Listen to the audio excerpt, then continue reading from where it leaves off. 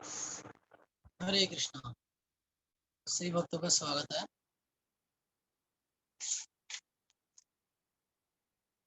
Krishna book reading start करते हैं। पहले मंगलाचरण करेंगे।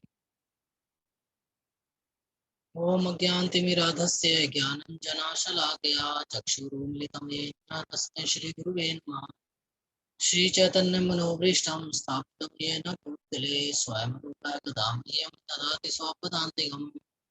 वन्देऽहं श्रीगुरो श्रीयुतपदकमलं श्रीगुरु वैष्णवांश श्रीरूपं साग्रजातम् सगण रघुनाथापितं तं सजीवं साद्वैतं सावधूतं परिजनसहितं कृष्ण चैतन्य देव श्री राधा कृष्ण पादान सगण ललिता श्री विशाखां ओम विष्णुपादाय कृष्णपिष्टाय भूतले श्रीमते भक्तिवेदांत स्वामिनिति नामिने नमस्ते सरस्वते देव गौरवाणी प्रचारिणे निर्विशेष शून्यवादी पाश्चात्य देशतारिणे हे कृष्ण करुणा सिंधु दीन बंधु जगतपते गोपेश गोपिका कांत श्री राधा तप्त कांचन गौरांगी श्री राधे वृंदावनेश्वरी कृष्णभानुसुते देवी प्रणमामि।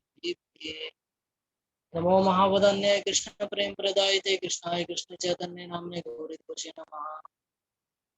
वाञ्छाकल्पतरुभ्यः श्री कृपा सिंधु भयविचे पतितानां पावने भयो वैष्णवे भयो नमो नमः। जय श्री कृष्ण चैतन्य प्रभु नित्यानंद श्री अद्वैत गदाधर शिवासादि गौर। हरे कृष्णा कृष्णा कृष्णा हरे हरे हरे राम राम राम हरे हरे। हरे कृष्णा। तो आज हम लीला पुरुषोत्तम भगवान श्री कृष्णा बुक से 14 अध्याय ब्रह्मा जी द्वारा भगवान श्री कृष्ण की स्तुति से पढ़ना स्टार्ट करेंगे। कल हमने थोड़ा सा पढ़ लिया था, तो आगे हम कंटिन्यू पढ़ेंगे आज।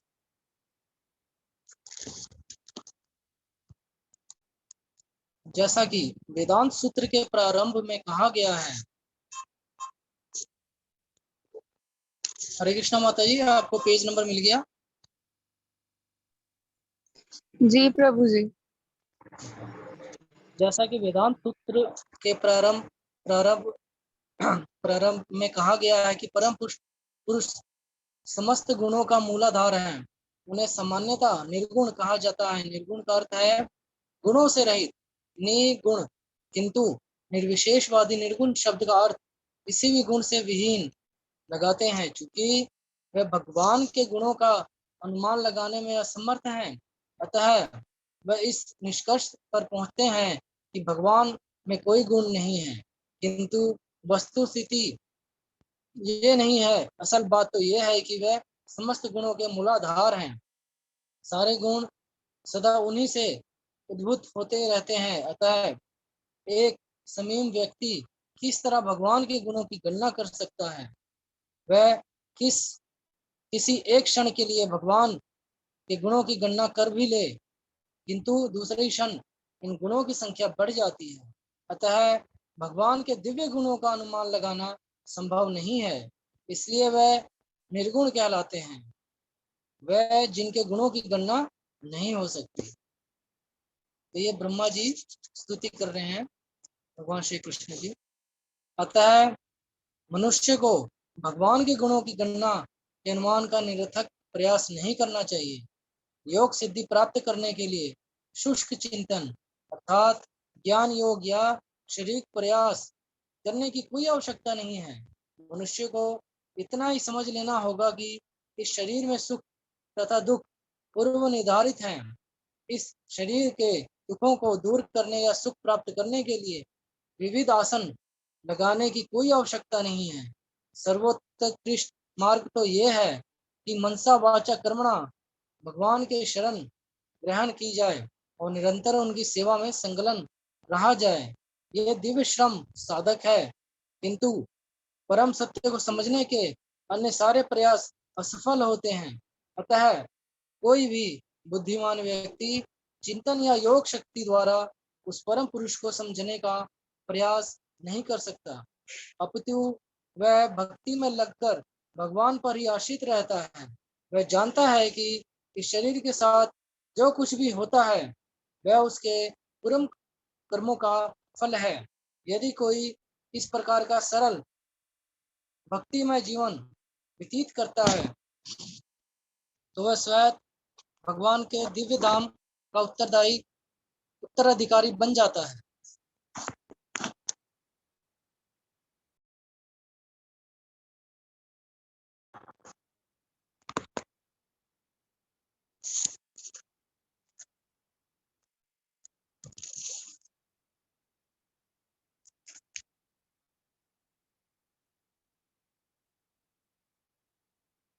अतः मनुष्य को भगवान के गुणों की गणना के अनुमान का निरर्थक प्रयास नहीं करना चाहिए। योग सिद्धि प्राप्त करने के लिए सूक्ष्म चिंतन, ज्ञान योग या शारीरिक प्रयास करने की कोई आवश्यकता नहीं होती है। मनुष्य को इतना ही समझ लेना होगा कि इस शरीर में सुख तथा दुख पूर्व निर्धारित हैं। इस शरीर के दुखों को दूर करने या सुख प्राप्त करने के लिए विविध आसन लगाने की कोई आवश्यकता नहीं है। सर्वोत्कृष्ट मार्ग तो यह है कि मनसा वाचा कर्मणा भगवान की शरण ग्रहण की जाए, निरंतर उनकी सेवा में संलग्न रहा जाए। यह दिव्य श्रम सार्थक है, किंतु परम सत्य को समझने के अन्य सारे प्रयास असफल होते हैं। अतः कोई भी बुद्धिमान व्यक्ति चिंतन या योग शक्ति द्वारा उस परम पुरुष को समझने का प्रयास नहीं करता, अपितु वह भक्ति में लगकर भगवान पर ही आश्रित रहता है। वह जानता है कि इस शरीर के साथ जो कुछ भी होता है वह उसके पूर्व कर्मों का फल है। यदि कोई इस प्रकार का सरल भक्ति में जीवन व्यतीत करता है तो वह स्वयं भगवान के दिव्य धाम का उत्तराधिकारी बन जाता है। वास्तव में प्रत्येक जीव परमेश्वर का भिन्नांश अंश और भगवान का पुत्र है। प्रत्येक व्यक्ति को भगवान के दिव्य आनंद में हाथ बटाने का प्राकृतिक अधिकार है, किंतु पदार्थ के संपर्क में आने से बद्धजीवी इस उत्तराधिकार से वंचित होते रहे हैं। यदि कोई अपने आप को भक्ति में लगाने की सरल विधि अपनाता है तो वह स्वयं भौतिक कलमश से मुक्त होकर परमेश्वर के साहचर्य का दिव्य पद प्राप्त करने का अधिकारी हो जाता है। ब्रह्मा जी ने भगवान कृष्ण के समक्ष अपने आप को सर्वाधिक दम्भी जीव के रूप में प्रस्तुत किया, क्योंकि वह भगवान की निजी शक्ति की परीक्षा करना चाह रहे थे। उन्होंने भगवान के ग्वाले तथा बछड़ों को इसलिए चुरा लिया कि जरा देखें वह उन्हें किस तरह ढूंढ पाते हैं।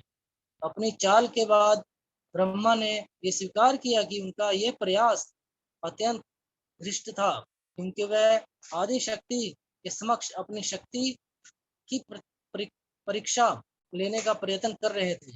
अपनी चेतना के लौटने पर ब्रह्मा ने देखा कि यद्यपि वह इस संसार के अन्य समस्त जीवों की नजरों में अत्यंत शक्तिमान प्राणी है, किंतु भगवान के बल तथा शक्ति की तुलना में उनकी शक्ति कुछ भी नहीं है। इस भौतिक जगत में विज्ञानियों ने परमाणु हथियार जैसे आश्चर्य की खोज कर ली है, और जब इनका परीक्षण किसी नगर या इस लोक में किसी नंगनीय स्थान में किया जाता है तो ऐसे शक्तिशाली हथियारों से तथाकथित तहलका मच जाता है। किंतु यदि इन परमाणु हथियारों का परिचय सूर्य में हो तो उनकी क्या महत्ता रह जाएगी, वह वहां पर नंगनीय है। इस प्रकार ब्रह्मा द्वारा श्री कृष्ण के बछड़ों तथा ग्वालों का चुराए जाना उनकी योग शक्ति का विस्मयकारी प्रदर्शन भले ही लगा हो, किंतु जब श्री कृष्ण ने अपनी विस्तृत शक्ति का प्रदर्शन नाना बछड़ों तथा बालकों के रूप में किया और बिना प्रयास के उन सबका भरण किया, तो ब्रह्मा की समझ में आ गया कि उनकी अपनी शक्ति कितनी नंगनीय है। ब्रह्मा ने भगवान श्री कृष्ण को अच्युत कहकर संबोधित किया, क्योंकि भगवान अपने भक्तों द्वारा की गई छोटी से छोटी सेवा को भी नहीं भूल पाते। वे अपने भक्तों के प्रति इतने दयालु तथा वात्सल्य हैं कि वह उनके द्वारा संपन्न थोड़ी सी सेवा को भी बड़ा करके मानते हैं।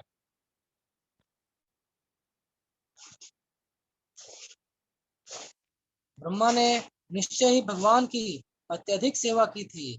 इस विशेष ब्रह्मांड का भार संभालने वाले परम पुरुष कृष्ण के वे निस्संदेह आज्ञाकारी दास हैं। अतः वह कृष्ण को प्रसन्न कर सकें, उन्होंने भगवान से कहा कि वह उन्हें अपना अधीन अधीनस्थ दास समझकर उनकी छोटी से छोटी भूल तथा धृष्टता को क्षमा कर दें। उन्हें स्वीकार किया कि उन्हें अपने शक्तिशाली पद के कारण गर्व हो गया था, चूंकि वह इस भौतिक जगत में रजोगुण के अवतार हैं। अतः ऐसा होना स्वाभाविक था और इसलिए उनसे यह भूल हो गई। किंतु ब्रह्मा जी आशा करते थे कि चूंकि वह भगवान के अधीनस्थ थे, अतः भगवान कृष्ण उन पर कृपा करेंगे और इस सारी भूल के लिए उसे क्षमा कर देंगे। ब्रह्मा को अपनी वास्तविक स्थिति का बोध हुआ। निश्चय ही वह इस ब्रह्मांड के परम शिक्षक हैं और इस भौतिक प्रकृति के निर्माण के लिए उत्तरदायी हैं, जो अहंकार, आकाश, वायु, अग्नि, जल तथा पृथ्वी आदि संपूर्ण भौतिक शक्ति से युक्त हैं। ऐसा ब्रह्मांड विराट होते हुए भी मापा जा सकता है, जिस प्रकार की हमारा शरीर 7 बित्ते का मापा जाता है। सामान्यतः प्रत्येक मनुष्य के शरीर की माप 7 बित्ते 3.5 हाथ परिगणित की जाती है। भले ही ये ब्रह्मांड एक विराट शरीर के समान दिखाई दे, किंतु इसकी माप ब्रह्मा के 7 बित्ते ही है। इस ब्रह्मांड के अतिरिक्त भी अन्य असंख्य ब्रह्मांड हैं, जो इस ब्रह्मा के अधिकार क्षेत्र के बाहर हैं। जिस प्रकार एक जालीदार खिड़की के छिद्रों में से होकर असंख्य सूक्ष्म परमाणु कण निकलते रहते हैं, उसी प्रकार महाविष्णु के रोमकूपों से लाखों करोड़ों विराट बीज रूप में प्रकट होते हैं और ये महाविष्णु कृष्ण के संपूर्ण विस्तार के अंश मात्र ही होते हैं। ऐसी अवस्था में यद्यपि भगवान इस ब्रह्मांड के सर्वोपरि जीव हैं, किंतु भगवान कृष्ण के सामने उनकी क्या विसात है। अतः ब्रह्मा ने अपनी तुलना उस शिशु से की जो अपनी माता के गर्भ में रहता है। यदि यह शिशु गर्भ में अपने हाथ पैर चलाता है और इस तरह खेलते समय वह अपनी माता का शरीर स्पर्श करता है, तो क्या माता इस शिशु से नाराज होती है? निस्संदेह नहीं। इस प्रकार ब्रह्मा चाहे कितने ही महान पुरुष क्यों ना हो, वह तथा अन्य सारे लोग भगवान के गर्भ के भीतर स्थित हैं। भगवान की शक्ति सर्वत्र व्याप्त है। इस सृष्टि में कोई ऐसा स्थान नहीं जहाँ यह शक्ति कार्य ना कर रही हो, क्योंकि प्रत्येक वस्तु भगवान की शक्ति के अंतर्गत है। अतः चाहे इस लोक के ब्रह्मा हो या अन्य लोकों, अन्य लाखों करोड़ों ब्रह्मांडों के ब्रह्मागण हो, वह सब भगवान की शक्ति के अंतर्गत ही विद्वान है। अतः भगवान को माता और माता के गर्भ में स्थित प्रत्येक वस्तु को उसका शिशु माना जाता है। भली माता कभी शिशु से नाराज नहीं होती, यद्यपि वह अपने पांवों को हिला डुलाकर अपनी माता के शरीर को छूता रहता है। तब ब्रह्मा ने कहा कि उनका जन्म नारायण के नाभि कमल से हुआ है। लोको भूलोक, भूलोक तथा स्वर्गलोक के विनाश के बाद खिला। यह ब्रह्मांड 3 भागों में विभाजित है। इसके नाम है स्वर्ग, मृत्यु तथा पताल। प्रलय विनाश के समान ये तीनों लोक जल में विलीन हो जाते हैं। उस समय कृष्ण के पूर्ण अंश समांश नारायण जल में शयन करते हैं और कर्मक्ष उनकी नाभि से कमल नाल निकलता है और उस कमल पुष्प से ब्रह्मा का जन्म होता है। अतः स्वाभाविक तौर पर निष्कर्ष निकाला है कि नारायण ब्रह्मा की माता है। चूंकि ब्रह्मांड के विनाश के पश्चात भगवान समस्त प्राणियों के आश्रय हैं, अतः वह नारायण कहलाते हैं। नर का अर्थ है समग्र जीवात्मा तथा अयन का अर्थ है आश्रय। गर्भोदक्षाई विष्णु को नारायण कहा जाता है, क्योंकि वह जल पे शयन करते हैं। साथ ही वह समस्त सजीव प्राणियों के आश्रय भी हैं। इसके अतिरिक्त नारायण प्रत्येक व्यक्ति के हृदय में उपस्थित हैं, जैसा कि भगवद गीता में पुष्टि की गई है। इस अर्थ में भी वे नारायण हैं, क्योंकि आशय के साथ साथ अयन का अर्थ ज्ञान का स्रोत भी है। भगवत गीता में इसकी भी पुष्टि हुई है कि जीव की स्मृति हृदय के भीतर परमात्मा की उपस्थिति के कारण है। शरीर परिवर्तन होने पर प्राणी अपने गत जीवन की हर बात भूल जाता है, किंतु उसके हृदय में भगवान नारायण का वास होने के कारण उसे अपनी पूर्व इच्छा के अनुसार कर्म करने का स्मरण उन्हीं के द्वारा कराया जाता है। ब्रह्मा जी ये सिद्ध करना चाहते थे कि कृष्ण आदि नारायण हैं, वही नारायण के स्रोत हैं, और नारायण बहिरंगा शक्ति अर्थात माया के प्रदर्शन नहीं अपितु आध्यात्मिक शक्ति के विस्तार हैं। बहिरंगा शक्ति या माया के कार्य इस दृश्य जगत की उत्पत्ति के बाद ही प्रकट हो पाते हैं, और नारायण की आदि आध्यात्मिक शक्ति सृष्टि रचना के पहले से ही कार्यशील थी। अतः नारायण से कर्णोदक्षाई विष्णु तक, कर्णोदक्षाई विष्णु से गर्भोदक्षाई विष्णु तक, और गर्भोदक्षाई विष्णु से शिरोदक्षाई विष्णु तक, और शिरोदक्षाई विष्णु से जन जन के हृदय में वास करने वाले नारायण के विस्तार, कृष्ण के विस्तार और उनकी आध्यात्मिक शक्ति भी अभिव्यक्तियां हैं। उनका संचालन भौतिक शक्ति अर्थात माया द्वारा ना होने के कारण वह क्षणिक नहीं है।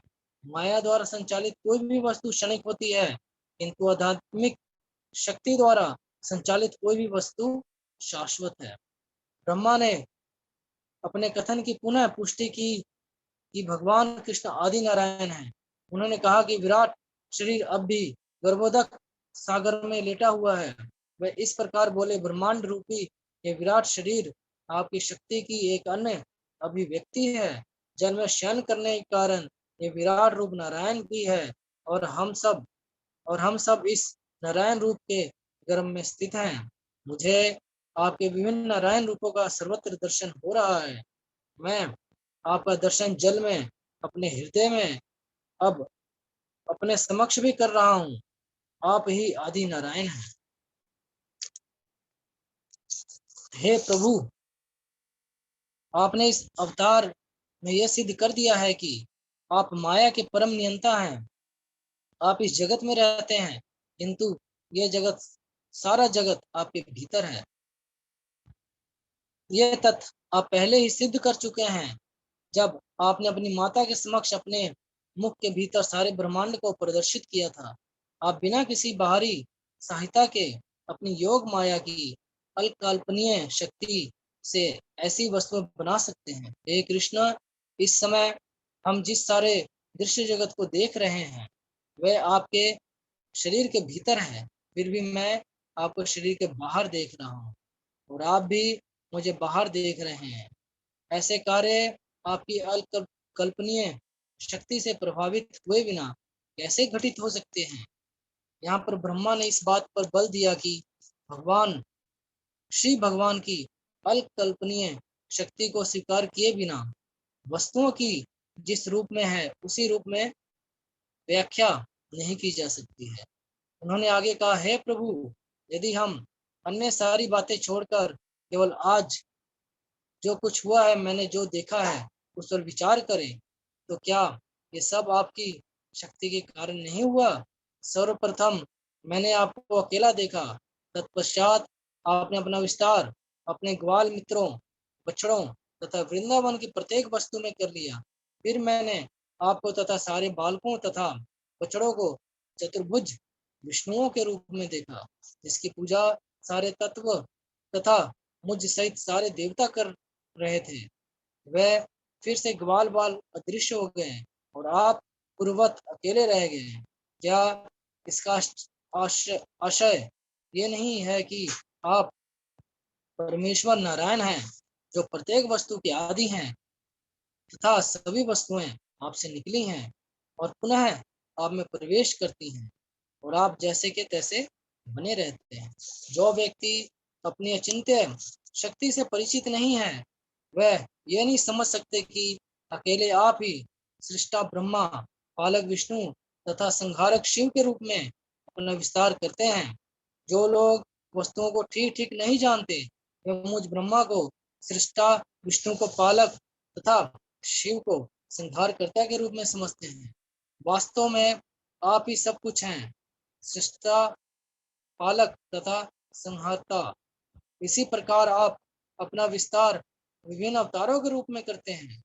देवताओं में आप वामन देव के रूप में, महान ऋषियों में परशुराम के रूप में, मनुष्यों में आप स्वयं के रूप में भगवान कृष्ण अथवा भगवान राम के रूप में, पशुओं में वराह रूप में तथा जलचरों में मत्स्य के रूप में अवतरित होते हैं। फिर भी आपका कोई स्वरूप नहीं है, आप शाश्वत हैं।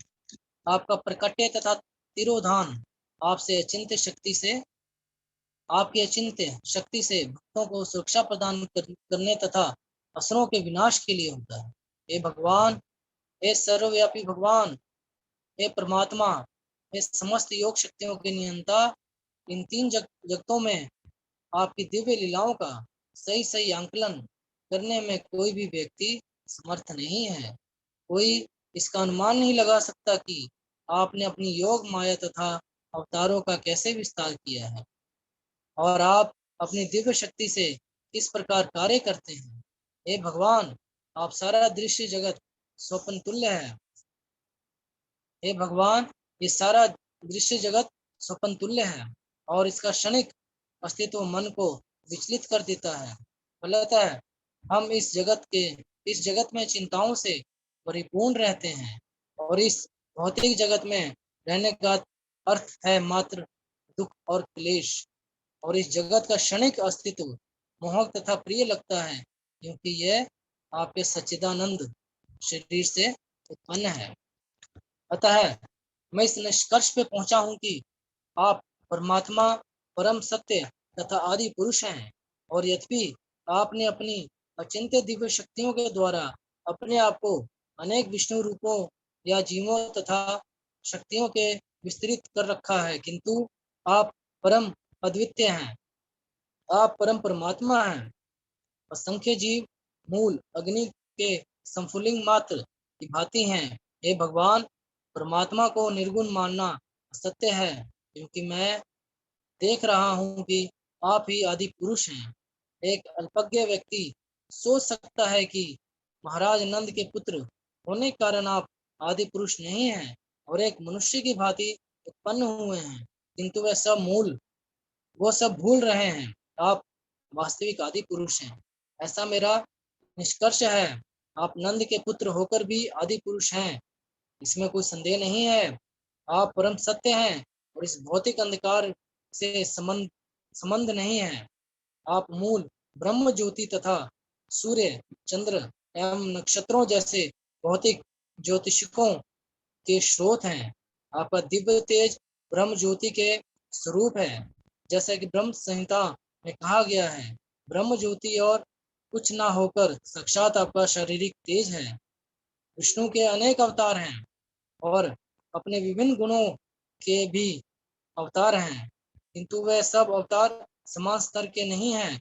आप आदि दीपक हैं। अन्य अवतारों में भी आदि दीपक जैसी प्रकाश शक्ति हो सकती है, किंतु आदि दीपक सारे प्रकाश का शुभारंभ है। और चूंकि आप इस भौतिक जगत से अद्भुत नहीं हैं, अतः आपका अस्तित्व इस जगत के संहार के बाद भी इसी रूप में बना रहेगा। हरे कृष्णा। तो आज हम यहीं पे पढ़ेंगे, यहीं तक होगा रीडिंग। कल नेक्स्ट आगे हम स्टार्ट करेंगे।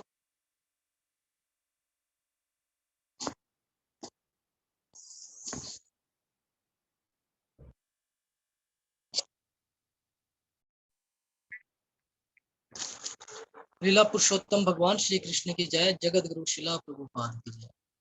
हरे कृष्ण।